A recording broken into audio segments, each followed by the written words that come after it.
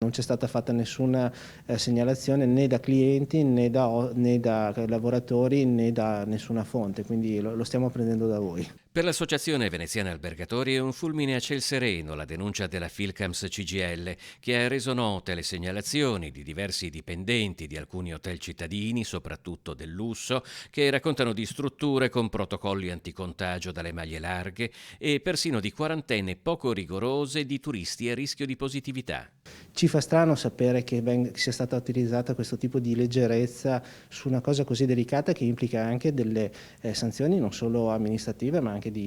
molto più gravi. Ribadendo la propria disponibilità ad ogni forma di dialogo e confronto con i sindacati, l'Associazione degli albergatori veneziani ricorda che già nel primo mese di lockdown aveva promosso più di 800 corsi di formazione sui protocolli anticontagio dedicati alle singole figure professionali degli hotel. A Venezia non ci sono mai stati focolai Covid negli hotel, non sono mai state esplosioni dal punto di vista dei dipendenti né degli ospiti,